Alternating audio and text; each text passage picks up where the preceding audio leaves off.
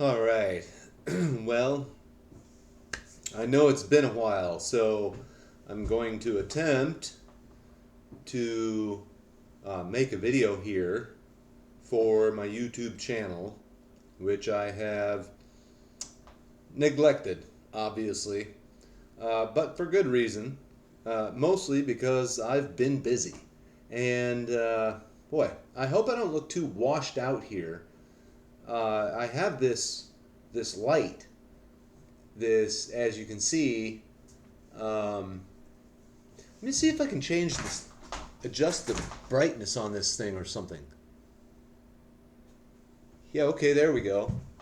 Yeah, it went from sort of like like that glaring white LED light to that little softer light that you get with the like older light bulbs. Do you know what I'm saying at all? Am I making any sense? Probably not. Anyway, it's just awkward looking, with this light in my eyes. That's kind of why I'm wearing the hat too, because otherwise it's like. And I must admit, it's a little weird doing this without my glasses because I can't quite see you very clearly, but I do see you. So let's do this with my glasses. Oh, yeah, okay. That's a little better. Although you may not be able to see my eyes. And unfortunately, in the eyes is the communication that I want to impart to my audience. But in order for me to function better while trying to make a video, I'm going to go ahead and wear my glasses. So, what's this going to be about? Well, I was just recently thinking that I have had to change careers like 4 times in my life. So, first I was a painter. I spent a good 10 years in painting. Okay, to be fair, I mean, it was broken up in between all kinds of different jobs, side jobs, and whatnot. But overall, about 10 years in not just painting, but skim coating, finish work, woodwork. Especially, my specialty was wood finishing, right? I could make some beautiful furniture. Not make the furniture, but finish the furniture beautifully with stains and lacquers and varnishes and finishes and so forth. Now, not so much because not only are my eyes going, so I can't see the nuances of color as well as I used to be able to. Happens with age. And anyway, I remember at one point in my life thinking, to hell with this. I don't want to be painting all the time.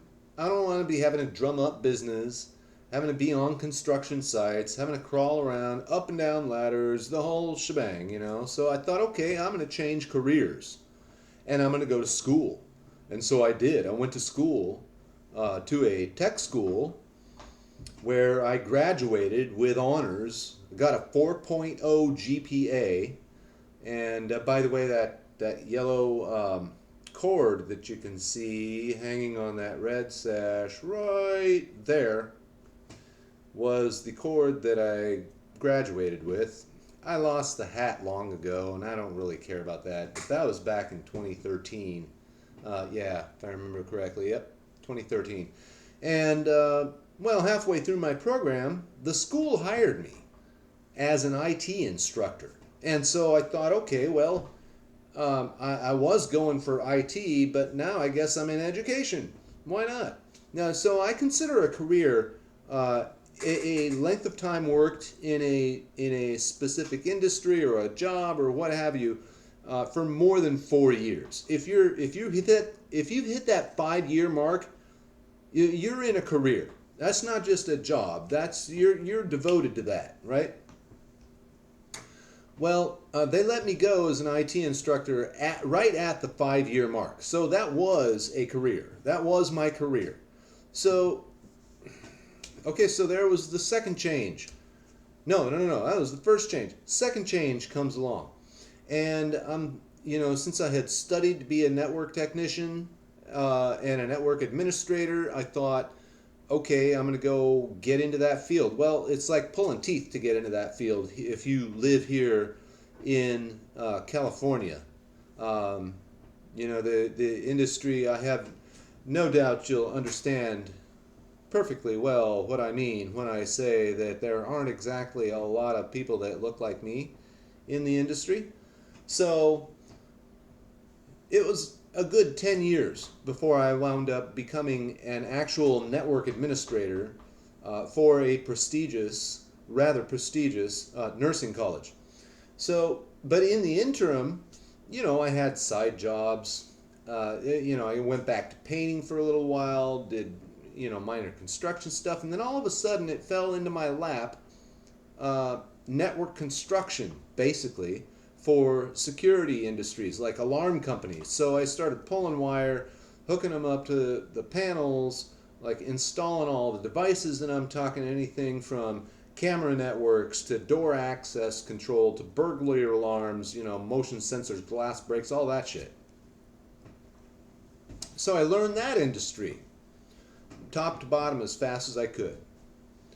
Worked in that a little more than 4 years before I thought, landed on the golden goose egg, which was that network administrator position. So I kind of, depending on how you look at it, I kind of tie those two things together as one career move, right? But you could split that up into two career moves: low voltage versus network administration, however you want to do it. And then I get let go from network administration. And now here I am, again, having to switch careers again. And this time I'm going into something completely different. I may at some point divulge what that is, but it's going to be, a work from home type of a thing. And it's going to be my own business. I've come to the realization that in this, I'll just come out with it. In this society, in Western civilization, there is a morality that trumps law, trumps everything else.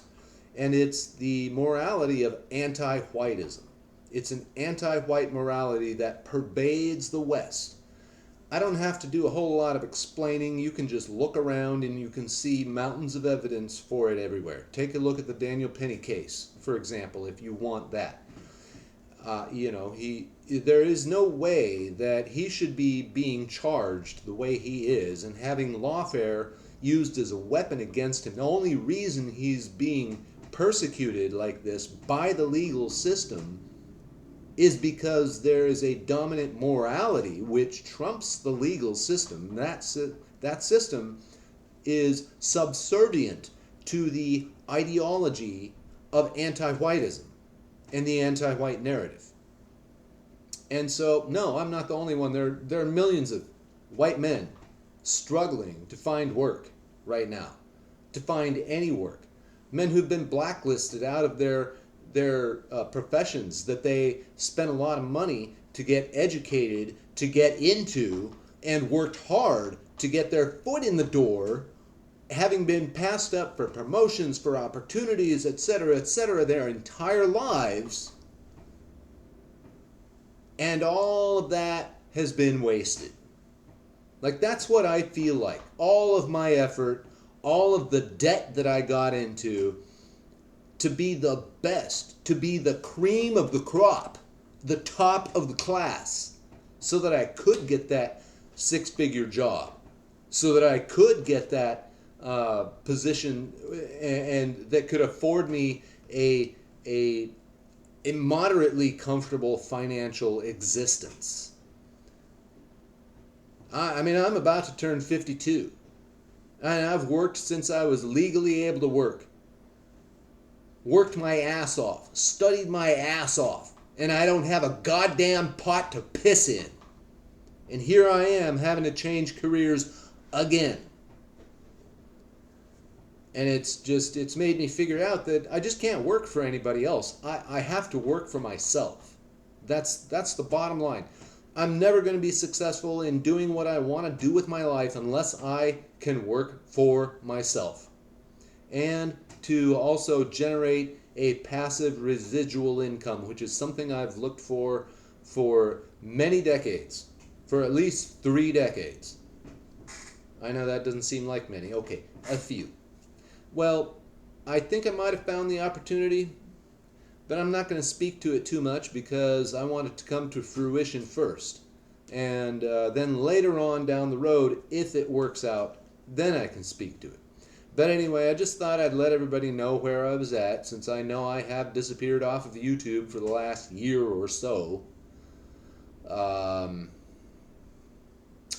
if any of you in my subscriber list or anybody else out there that just randomly happens to come across my videos and is like, oh, hey, I remember that guy making videos, about bows and food and anti-whiteism and how we're going to defeat it and unite Western kind and become a single people again. Well, I'm back. Catch you all later.